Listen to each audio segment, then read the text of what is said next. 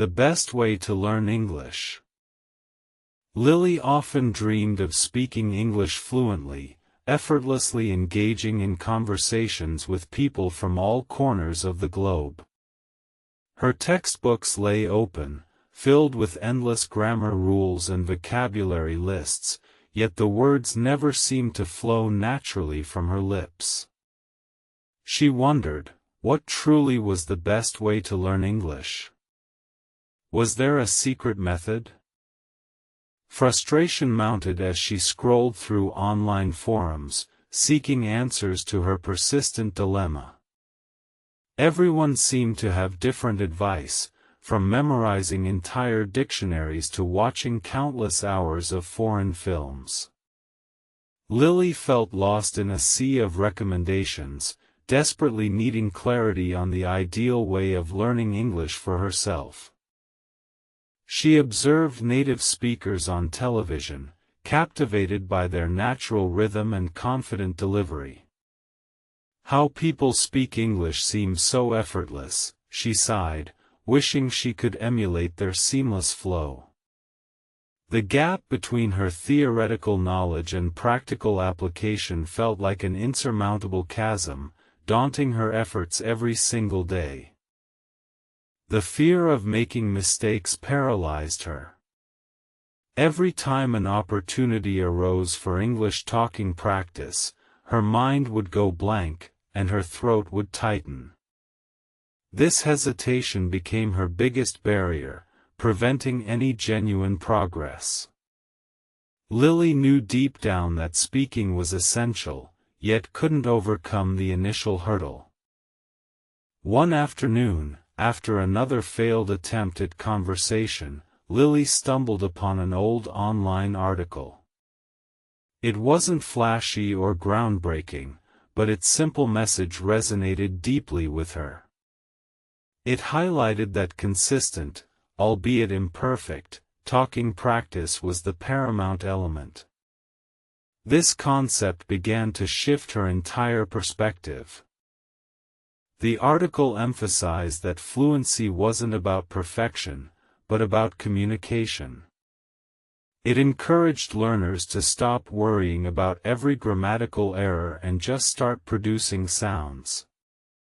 This new philosophy started chipping away at her ingrained fear, offering a glimmer of hope. Maybe she could really do this after all. How to practice English effectively, she mused, clutching the article. The answer, surprisingly, wasn't about complex drills or expensive courses. It was about creating a consistent habit, integrating English into her daily life in small, manageable doses. The idea of gradual progress felt much less intimidating now. The article proposed a revolutionary idea: talk in English just 1 page per day. This simple, achievable goal immediately appealed to Lily.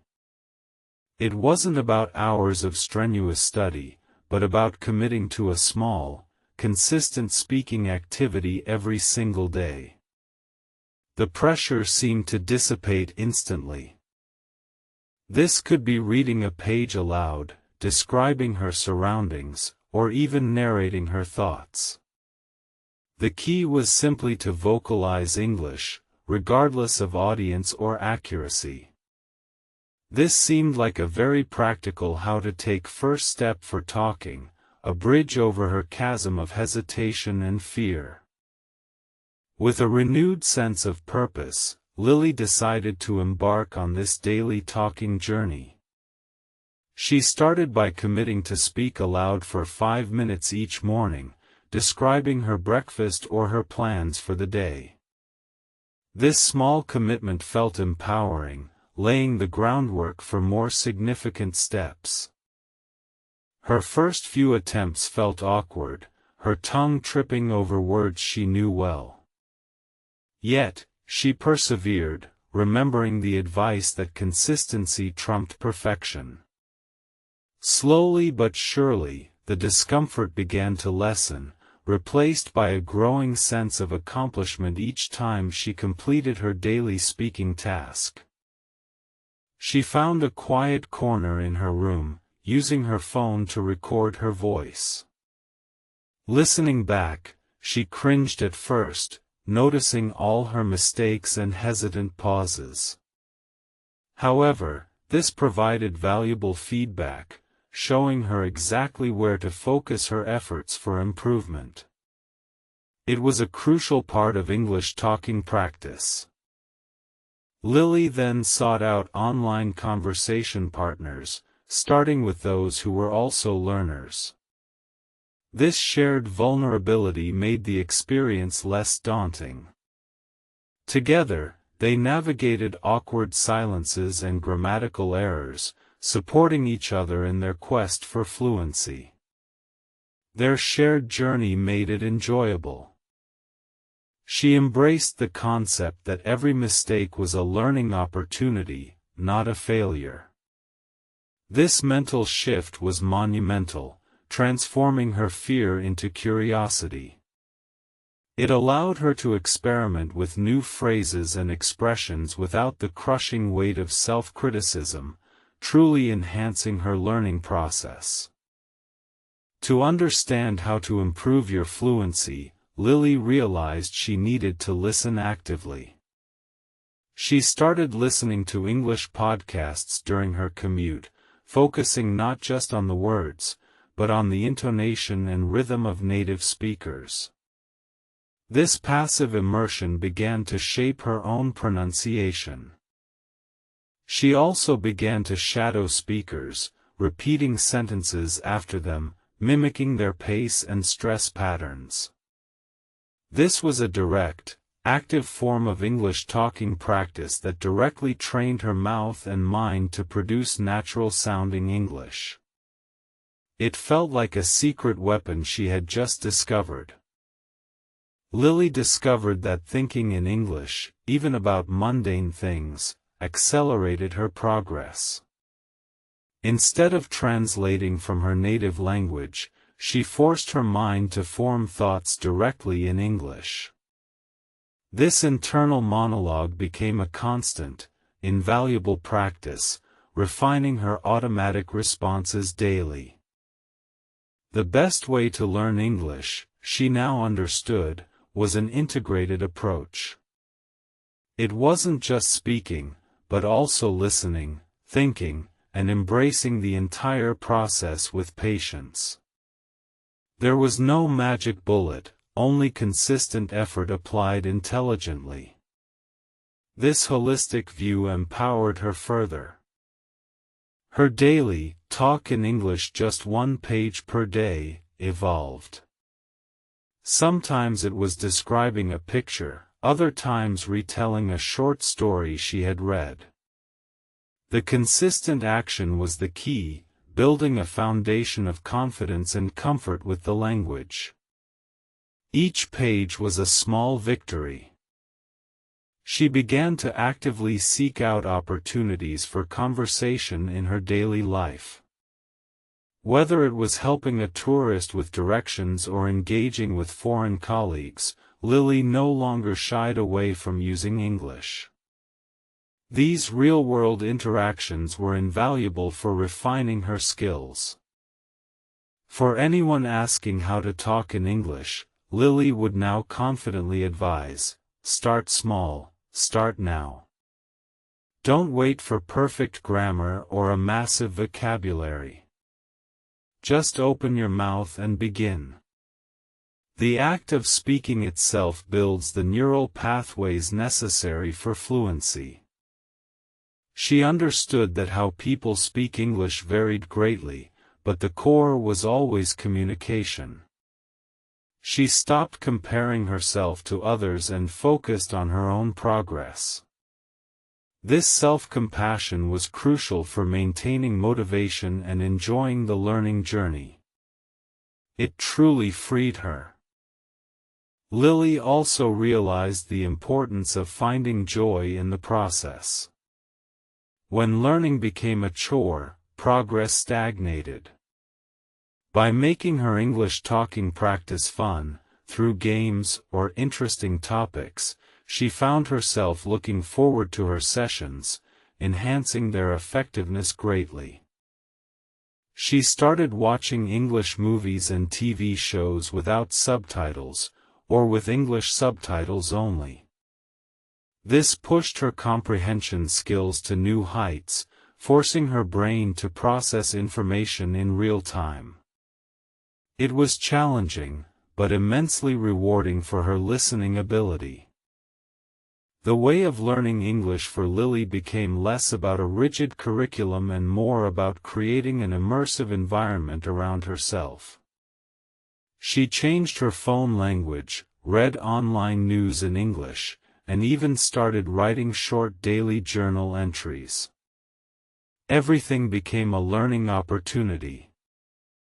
She learned to embrace her accent, understanding that it was a part of her unique identity, not a barrier to communication. Authenticity became more important than perfect pronunciation. This realization boosted her confidence immensely, allowing her to speak more freely. How to improve your fluency quickly? Lily discovered it wasn't about speed, but consistency.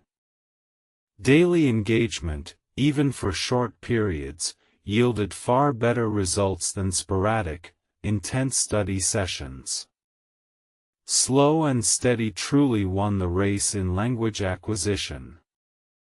Her journey reinforced the idea that English talking practice was the engine of progress. Without it, all the grammar rules and vocabulary words remained passive knowledge, unable to transform into active communication. Speaking was the bridge from understanding to expression. Lily often gave herself little challenges, like ordering coffee entirely in English, or asking for directions in a foreign language. These small victories accumulated, building a powerful sense of accomplishment and further reducing her initial fear of speaking. Each challenge was a step. She learned to self-correct during conversations without interrupting the flow too much. A quick mental note of a mistake, followed by a silent promise to look it up later, became her strategy. This allowed her to maintain engagement while still learning effectively. The best way to learn English also involved understanding cultural nuances. Lily started paying attention to common idioms and expressions, learning them in context rather than memorizing lists. This made her conversations more natural and her comprehension deeper. She encouraged her friends who were also learning, sharing her journey and the tips that had worked for her.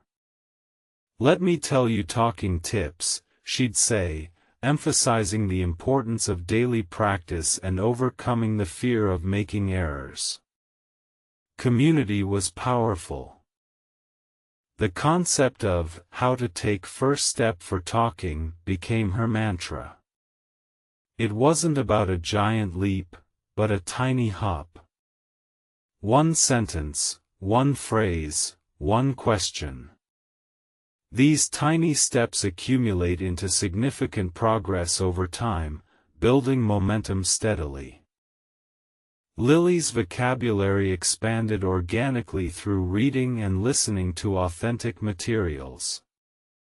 Instead of rote memorization, she encountered words in context, making them easier to remember and use correctly in her own speech. This natural acquisition was highly effective. She found that regularly recording herself speaking provided objective feedback that her ears alone couldn't catch. This simple practice of English talking practice became an indispensable tool for identifying areas for pronunciation and intonation improvement. Her recordings charted her progress. The way of learning English truly transformed for Lily. It ceased being a daunting academic task and became an exciting personal adventure. Every new word learned, every successful conversation, was a triumph, propelling her forward with enthusiasm and determination. She started focusing on communicating her message effectively, even if her grammar wasn't perfect.